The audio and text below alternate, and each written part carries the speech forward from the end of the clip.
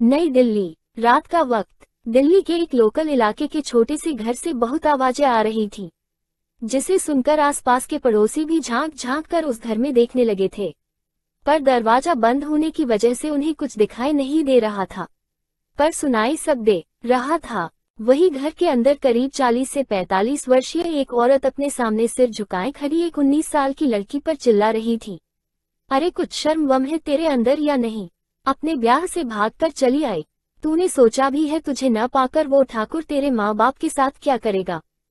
तभी उस लड़की ने अपने झुके सिर को ऊपर उठाकर अपने सामने खड़ी औरत को देखा और झिझकते हुए बोली, चाची जी माँ ने ही मुझे यहाँ भेजा है। उद्धरण चिन्ह है क्या बोली? ये बोल उस औरत ने दोनों हाथ से अपना सिर पकड़ते हुए आगे कहा, लो हो गया बेड़ा गर्क। जब माँ ही बेटी को भगाने लगी तो बेटी कैसे न भागती? अरे जीजी में दिमाग नहीं था, पर तू तो अपना दिमाग दौड़ा लेती। कभी सपने देखे हैं ऐसी जिंदगी के जिसे तू ठोकर मार आई है? अरे तेरी बुद्धि क्या घास चरने गई थी? हाँ बोल, अरे हवेली की ठकुराइन बनकर तू राज करती, राज उस हवेली पर जिसे तू हुक्रा आए हैं। वो औरत अभी बोल ही रही थी कि तभी उस लड़की ने बीच में ही कहा, चाची जी आप ये सब क्या बोल रही है? आप जानती है न वो कितने? वो अभी बोल ही रही थी, इतने में ही उस औरत ने अपनी बुलंद आवाज में उससे कहा, अच्छा तो अब क्या तेरे लिए कोई राजकुमार आएगा घोड़े पर सवार होकर? हाँ बोल। अरे तुझे तो खुश होना चाहिए कि मालिक की नजर तुझ पर गई और तुझे स्वर्ग जैसी जिंदगी जीने का मौका मिला, जिसे तू बड़ी शान से ठोकर मार आई। तभी लड़की ने उसकी बात पर कुछ कहना चाहा तो उसके हिलते होठों को देखकर वो औरत उसे हाथ दिखाते हुए बोली, देख मैं कहे देती हूँ तुझे मैं यहाँ नहीं रहने दूंगी। वो तेरे पीछे दीवाना है और ऊपर से तूने जो गांव का नियम तोड़ा है तुझ पर उसका साया भी होगा, और वो संकी ठाकुर तुझे ढूंढने के लिए अपने लोगों को जरूर भेजेगा, और मैं नहीं चाहती तेरी वजह से उसके गुस्से का शिकार मेरा परिवार हो। तो तू अभी के अभी निकल जा यहाँ से, इससे पहले कि तेरे चाचा यहाँ आए और तुम दोनों का भरत मिलाप शुरू हो। उनके आने से पहले तू चली जा। ये सुनते ही उस लड़की के होश उड़ गए और वो रोने लगी। तभी उसने रोते हुए ही अपने दोनों हाथ जोड़ते हुए अपनी चाची से कहा, चाची ये आप क्या कह रही है? प्लीज मुझे यहाँ रहने दीजिए, मैं कहाँ जाऊंगी? उद्धरण चिन्ह अपने यार के पास जा, सब जानू हूँ मैं, तू उसी के लिए सब छोड़कर यहाँ आए है न? तो अब तू उसी के पास जा, उसी के साथ रह जाकर, यहाँ तेरे लिए अब कोई जगह नहीं है। उद्धरण चिन्ह ये बोल उसने लड़की का हाथ पकड़ा और उसे जबरदस्ती घर से निकालने लगी। फिर उसे घर से बाहर कर उसे उंगली दिखाकर धमकी देते हुए बोली, दोबारा यहाँ आने की सोचना भी मत, नहीं तो मैं खुद ही उसे फोन करके तेरा पता बता दूंगी। ये सुनते ही वो डर गई और जल्दी से बोली, नहीं चाची जी प्लीज, अगर तू चाहती है मैं उसे तेरे बारे में कुछ न बताऊं तो चुपचाप यहाँ से चली जा। ये बोलकर उसने दरवाजा बंद कर दिया। बाहर खड़ी वो लड़की उसकी मिन्नतें करती रही, पर उसकी मिन्नतों का उसकी चाची पर कोई असर नहीं हुआ और उसने दरवाजा बंद कर अपना पल्लू सही करते हुए खुद से कहा, गांव से भागकर यहाँ मेरे सिर पर नाचने आई थी। अच्छा हुआ उनके आने से पहले ही मैंने इसे भगा दिया, अगर वो इससे मिल लेते तो ये घंटी बनकर मेरे गले में ही टंग जाती। और जी उन्होंने क्या सोचा, अपनी बेटी को मेरे पास भेजेंगी तो मैं उसे घी मक्खन खिलाऊंगी। विमला नाम है मेरा, मैं अपना फायदा पहले देखूं और रिश्तेदारी बाद में हम। ये बोलकर उसने पल्लू झटका और अंदर चली गई। वही दरवाजे पर खड़ी वो लड़की एकटक रोते हुए बंद दरवाजे को ही देखे जा रही थी। रोने की वजह से उसका पूरा चेहरा लाल हो गया था कि तभी उसने अपने आंसू पोंछे और अपनी पोटली उठाकर चली गई।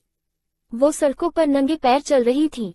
एक तो उसने गांव के कपड़े पहने थे और इस वजह से सब उसे घूर घूर कर देख रहे थे।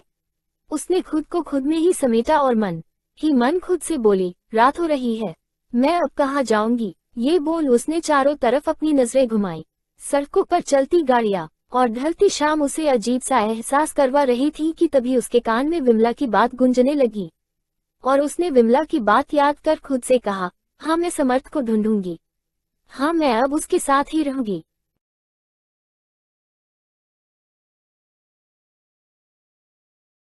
ये बोलते हुए उसने अपने आंसू पोंछे और अपनी पोटली के अंदर कुछ टटोलने लगी। तभी उसने अपना हाथ पोटली से बाहर निकाला तो उसके हाथ में एक डायरी थी। उसने डायरी खोलकर एक एड्रेस निकाला और उसे देखते हुए बोली, मैं तो पहली बार शहर आई हूँ, अब ये एड्रेस कैसे ढूंढूं? उद्धरण चिन्ह ये बोलते हुए उसकी नज़र उसके आसपास चल रहे लोगों पर गई और तभी उसने एक आदमी को रोककर उसे एड्रेस दिखाते हुए पूछा, क्या आप बता सकते हैं ये जगह कहाँ पर है? उसके पूछने पर आदमी ने सिर हिलाते हुए मना कर दिया। तो उस लड़की ने 2-3 आदमियों से और पूछा पर उसे निराशा ही मिली कि तब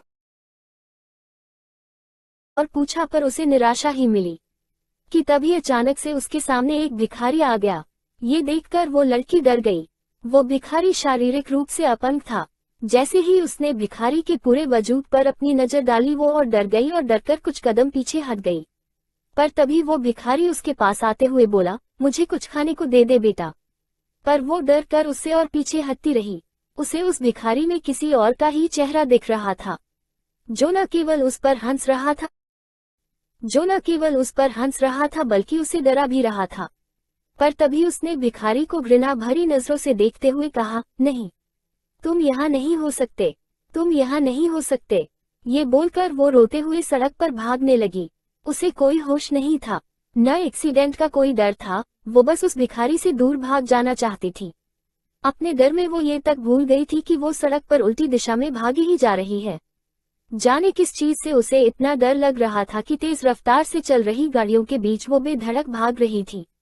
अचानक से तेज हॉर्न की आवाज सुनकर उसके कदम बीच सड़क पर ही रुक गए और वो इधर उधर देखने लगी। उसके चारों तरफ गाड़ियां ही गाड़ियां थी और वो बीच सड़क में खड़ी थी। तभी उसकी नजर अपनी तरफ तेजी से चली आ रही एक ब्लैक कलर की पॉश कार पर गई और वो उसे देखकर हैरान रह गई। कार को अपने नजदीक आते देखकर लड़की ने जल्दी से अपनी मुंडी को कसते हुए अपनी आंखों को बंद कर लिया। वही उस पॉश कार के अंदर बैक सीट पर एक शख्स बैठा था। वो कॉल पर किसी से बात कर रहा था। उसने एक हाथ से अपने फोन को पकड़ा था और दूसरे हाथ से लैपटॉप चला रहा था। उसका चेहरा तो अंधेरे में छुपा हुआ था पर उसकी आंखें लैपटॉप की डिस्प्ले को घूर कर देख रही थी। जैसे ही उसने कॉल के दूसरी तरफ से बोल रहे शख्स की बात सुनी उसकी भौहें सिकुड़ गई। उसके माथे पर सिलवटें उभर आए और तभी उसने गुस्से में कहा, हाउ द रहम, उसकी हिम्मत कैसे हुई मुझे धोखा देने की? अभी तो मैं जा रहा हूँ, मेरे वापस आते ही वो आदमी मुझे चाहिए। जैसे ही उसने ये कहा तभी अचानक से उसे तेज झटका लगा। ड्राइवर ने लड़की को देखते ही अचानक ब्रेक लगाया था। लड़की और कार के बीच की दूरी 5 सेंटीमीटर से ज्यादा की नहीं थी। उस ब्लैक कलर की कार की बोनेट पर एक सुनहरे रंग का बब्बर शेर का लोगो लगा था और उसके नीचे 20 लिखा हुआ था। अचानक ब्रेक लगने की वजह से गाड़ी में पीछे बैठा शख्स को झटका लगा और उसके हाथ से फोन छूटकर नीचे गिर गया। तभी उसने गुस्से में ड्राइवर से कहा, पाइथन, अगर तेरी जॉब से तेरा मन भर गया है तो बोल, अभी मैं तुझे तेरी जॉब से आजाद कर देता हूँ। उसकी बात सुनते ही पाइथन डर गया और उसने डरते हुए मुश्किल से कहा, सर वो एक लड़की अचानक से गाड़ी के सामने आ गई। अगर ब्रेक नहीं लगाता तो एक्सीडेंट हो जाता। पाइथन की बात सुनकर पीछे बैठे शख्स को गुस्सा आ गया और उसने गुस्से में दांत पीसकर कहा, ऐसे लोग जो दूसरे के रास्ते में पत्थर बनकर खड़े हो जाते हैं, ऐसे लोगों को हमें अपने रास्ते से हमेशा के लिए हटा देना चाहिए। चला दो गाड़ी उस पर, जिंदगी से लगाव होगा तो खुद ब खुद सामने से हट जाएगी, नहीं तो इस धरती का थोड़ा बोझ कम हो जाएगा। उसकी बात सुनकर पाइथन दंग रह गया। गाड़ी में अंधेरा था इसलिए पीछे बैठे शख्स का चेहरा नहीं दिख रहा था। कुछ दिख रहा था तो वो थी उसकी काली आंखें जिसमें अंधकार भरा था और अंधेरे में वो तारों की भांति चमक रही थी, पर उन आंखों में अंधकार के साथ साथ बेहद नफरत और गुस्सा भी भरा हुआ था। तो वहीं आगे बैठे पाइथन ने उसकी बात सुनकर पर मन ही मन खुद से कहा, सही कहते हैं लोग आपको बीस्ट, आप सच में एक जानवर है। कोई इतना क्रूर कैसे हो सकता है भगवान, इस इंसानों की दुनिया में आपने इस जानवर को इंसानी रूप देकर क्यों भेज दिया है? अब इसके कहर से कोई नहीं बच पाएगा। ये कहते हुए उसकी नजरें सामने खड़ी लड़की पर थी। उस लड़की की मासूम शक्ल देखकर पाइथन को उस पर तरस आ गया और उसने गाड़ी स्टार्ट करने से पहले हॉर्न दे दिया।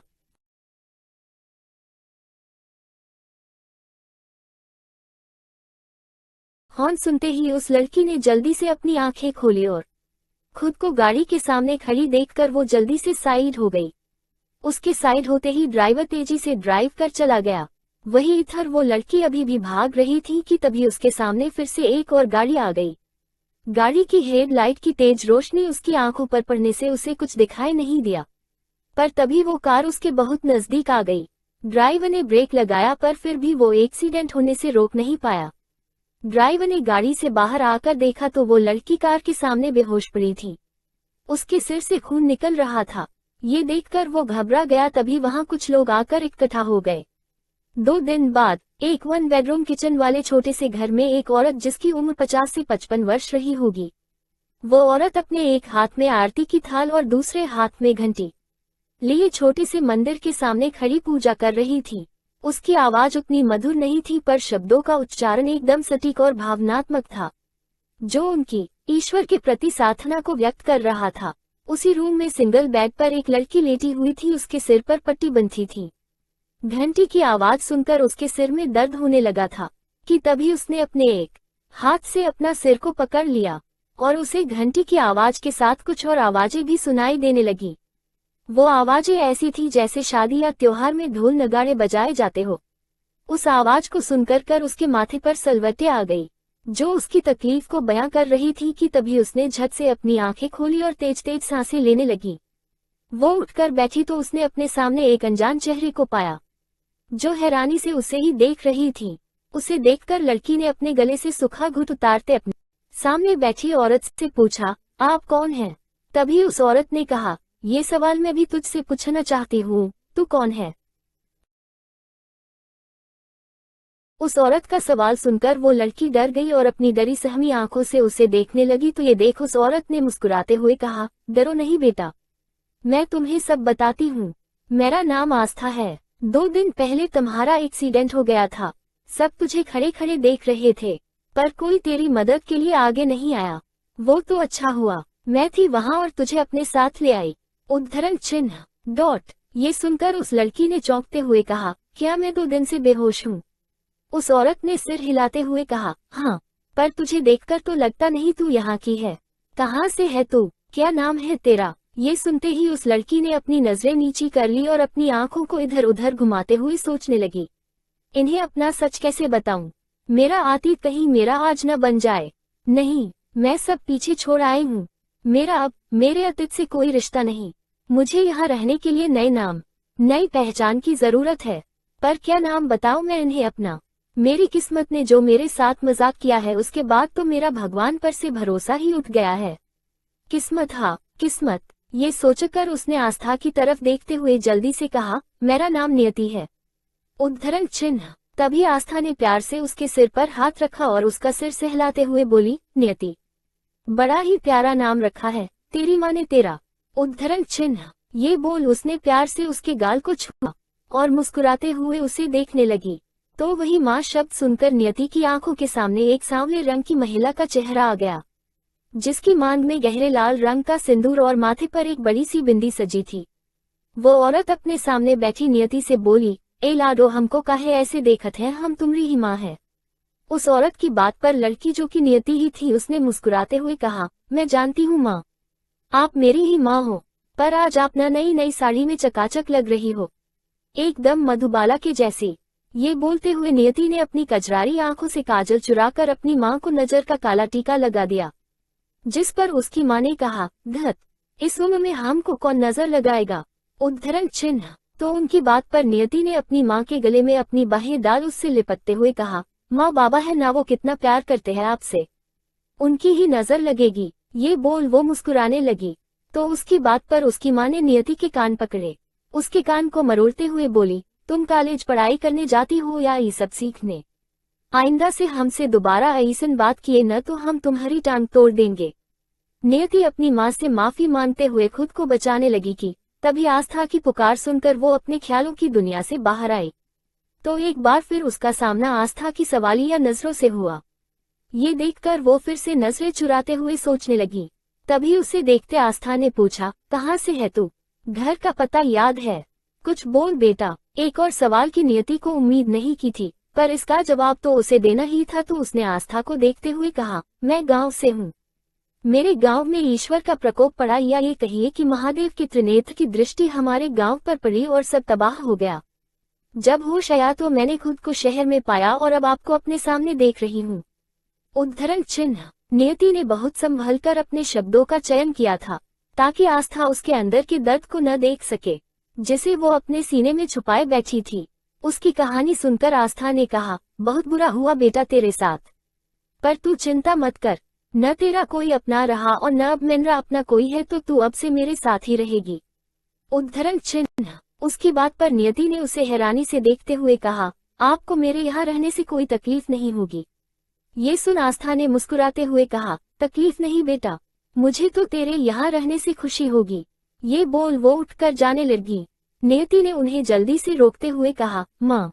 उसके ये कहते ही आस्था के आगे बढ़ते कदम रुक गए और उसने मुड़कर ममता भरी नजरों से उसे देखते हुए कहा, क्या कहा तूने मुझे? ये बोलते हुए वो उसके पास आई तो वही नियति उसे पास आते देखकर डर गई और डरते हुए उसने आस्था से कहा, मैं आपको नाम से नहीं बुला सकती थी, आप मुझसे उम्र में बड़ी है इसलिए कुछ समझ नहीं आया तो आपको माँ कह दिया।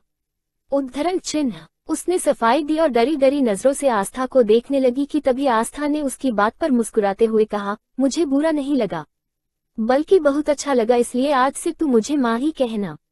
ये बोलकर उसने प्यार से नियति के गाल को सहलाया और उठकर जाने लगी तो उसने उसे रोकते हुए फिर से कहा, आप कहाँ जा रही है माँ? उसकी बात सुनकर आस्था रुक गई और उसके पास आकर बैठ गई। फिर उसे देखते हुए बोली, मैं काम पर जा रही हूँ। मैं 2 दिन से यहाँ तेरे साथ ही थी क्योंकि तुझे मेरी जरूरत थी और साहब भी बाहर गए हुए थे, इसलिए मैं तेरे पास ही रह गई, पर वो आज ही वापस आ रहे हैं, इसलिए मुझे जाना होगा बेटा। उद्धरण चिन्ह। उसकी बात पर नियति ने भौहें सिकोड़कर कहा, साहब? ये साहब कौन है माँ? उसके पूछने पर आस्था ने मुस्कुराते हुए कहा, साहब मेरे मालिक हैं, एकदम राजकुमार जैसे दिखते हैं। उसके पूछने पर आस्था ने कहा, हाँ है न, सभी साहब को बीस्ट कहकर बुलाते हैं, उनसे सब डरते हैं क्योंकि साहब गलत करने वालों को सजा देते हैं, पर साहब दिल के बहुत अच्छे हैं। ये बोल वो उठकर जाते हुए आगे बोली, तेरे लिए कपड़े अलमारी में रखे हैं, नहाकर पहन लेना, किचन में खाने के लिए भी है तो कुछ खा भी लेना। उद्धरण चिन्ह। ये कहकर वो चली गई। वही नियति अभी भी सोच में गुम थी कि तभी उसने सोचते हुए खुद से कहा, बीस्ट ये कैसा नाम हुआ, और उन्हें सब बीस्ट क्यों बुलाते हैं? क्या वो सच में जानवर है? फिर वो आदमी अच्छा और राजकुमार कैसे हुआ? शायद अम्मा को इंग्लिश समझ नहीं आती इसलिए वो बीस्ट को राजकुमार कह रही हैं। ये बोलते हुए उसके होठों पर मुस्कान आ गई। उसने जब से आस्था के मुंह से बीस्ट सुना था वो उसके बारे में ही सोचे जा रही थी। शौव लेने से नियति का सफेद चेहरा, गोल आकार के चेहरे पर बड़ी बड़ी 2 काली आंखें, छोटी सी नाक और गुलाब जैसे होठ, सुराही सी गर्दन और चांद की चांदनी सा चेहरे पर नूर कमर तक आते उस काले लंबे बाल, वो उसकी खूबसूरती को बढ़ा रहे थे। उसकी सुंदरता का बखान करने में किसी भी व्यक्ति को शब्द कम पड़ जाए। कुल मिलाकर नियति स्वर्ग से आए अप्सरा लग रही थी।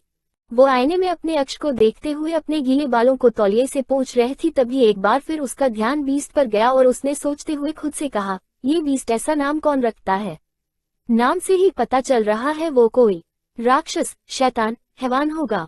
आस्था माँ भी न कितनी भोली है, एक जानवर को राजकुमार कह रही है। उद्धरण चिन्ह। ये बोल उसने अपने बालों को झटका और किचन की तरफ जाते हुए बोली, कितनी भूख लगी है, पहले कुछ खा लेती हूँ, 2 दिन से कुछ नहीं खाया मैंने। वही दूसरी तरफ शहर से बाहर कुछ दूरी पर एक विला बना था। उसका रंग डार्क था। विला के एंट्रेंस पर ही बड़ा और बोल्ड अक्षर में बीस्ट विला लिखा था। हाथों में हथियार लिए, काले कपड़े पहने कुछ लोग विला को घेरे खड़े थे। तो वही विला के अंदर से एक आदमी की बुरी तरह चिल्लाने की आवाज आ रही थी। वो आवाज इतनी दर्द भरी थी कि बाहर खड़े गार्ड भी उस आवाज को सुनकर सहमे हुए थे। वही विला के अंदर रोशनी कम, अंधेरा ज्यादा फैला हुआ था और विला के पीछे वाले हिस्से से चीखने की आवाजें आ रही थी। एक आदमी जिसने ब्लैक सूट पहना था, उसने कान में ब्लूटूथ पहना हुआ था और वो लंबे लंबे कदमों से उस रूम की तरफ बढ़ रहा था जिस रूम से वो आवाजें आ रही थी। तभी उस आदमी ने रूम में एंटर करते ही कहा, जैगुआ स्टॉप। ये सुनते ही जैगुआ, जो अपने सामने फर्श पर पड़े आदमी को सजा दे रहा था, वो रुक गया और पलटकर उसने अपने सामने खड़े आदमी से कहा, टाइगर तूने मुझे रोका क्यों? ये गद्दार है और इसे सजा मिलनी ही चाहिए। इसने सोच भी कैसे लिया कि ये बीस्ट को चीट करेगा और उनकी नजरों से बच भी जाएगा। उसकी बात पर टाइगर ने नीचे पड़े जख्मी आदमी को देखते हुए कहा, मैं इसे बचा नहीं रहा हूँ, बस तुझे रोक रहा हूँ, इसकी जान बीस्ट खुद अपने हाथों से लेंगे। ये सुनकर जैगुआ ने जल्दी से कहा, क्या वो आ गए? टाइगर ने सिर हिलाते हुए कहा, अभी नहीं पर आज रात तक आ जाएंगे।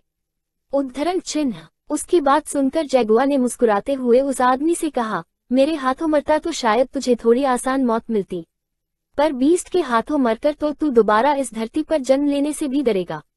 ये बोलकर वो टाइगर के साथ जाने लगा, पर तभी उसकी बात सुनकर और बीस्ट की कहर को याद कर उस आदमी ने चिल्लाते हुए कहा, नहीं जगुआ, मुझे तुम मार दो, मैं उसके हाथों नहीं मरना चाहता। वो जानवर है जानवर, वो मारने से पहले मुझे बहुत तड़पाएगा, मैं उसका टॉर्चर सहन नहीं कर सकता, मुझे तुम मार दो जगुआ, मुझे तुम मार दो। टाइगर और जगुआ दोनों के ही कदम उसकी बात सुनकर रुक गए और वो दोनों ही एक साथ पीछे मुड़कर उसे देखने लगे। तभी टाइगर ने होठों को टेढ़ा कर हल्के से मुस्कुराते हुए कहा, हाँ वो जानवर है, जानवर, खूंखार जानवर, इसलिए ही तो सब उन्हें बीस्ट कहकर बुलाते हैं। और ये जानते हुए भी तूने उन्हें चीट किया, तो अब तू सजा के लिए भी तैयार रह। उसकी बात को आगे जारी रखते हुए जगुआ ने कहा, और वही तेरी जान लेगा। धोखा तूने उन्हें दिया है तो मौत भी तुझे उनके हाथों से मिलेगी, तू आज उनका शिकार बनेगा। बोल वो मुस्कुराया और टाइगर के साथ चला गया। ये दोनों ही आदमी टाइगर और जगुआ बीस्ट के सबसे करीबी और भरोसेमंद आदमी हैं। ये दोनों ही उसके सारे काम हैंडल करते हैं, दोनों ही हमेशा बीस्ट की परछाई बनकर उसके साथ रहते हैं। ये बीस्ट का विला था, उसकी बनाए एक अलग दुनिया, या कहे कि उसका बनाया जंगल जहाँ का वो राजा था। उसके हर एक आदमी का कोड नेम एक खूंखार जानवर के नाम पर था और वो खुद एक क्रेल बीस्ट था, जिसका कहर हर तरफ फैला हुआ था। वही दूसरी तरफ 4-5 लोग एक आदमी को मार रहे थे, और उनसे ही कुछ दूरी पर एक आदमी अंधेरे में बैठा था और अपनी काली आंखों से सब देख रहा था। तभी उस आदमी को मार रहे 5 आदमियों में से एक ने कहा, बीस्ट ये तो बेहोश हो गया। उद्धरण चिन्ह। उस आदमी के ही कहते ही बीस्ट की गरजती आवाज वहां गूंजी, अगर ये बेहोश हो गया है तो होश में लाओ इसे, मैं इसे अभी और तड़पते हुए देखना चाहता हूँ। उसके ऑर्डर को तुरंत ही फॉलो किया गया और पानी के छींटे मारकर उस आदमी को होश में लाया गया। जैसे ही वो होश में आया, उसने तुरंत ही बीस्ट के सामने अपने हाथ जोड़कर कहा, मुझे माफ कर दो बीस्ट, प्लीज मुझे माफ कर दो।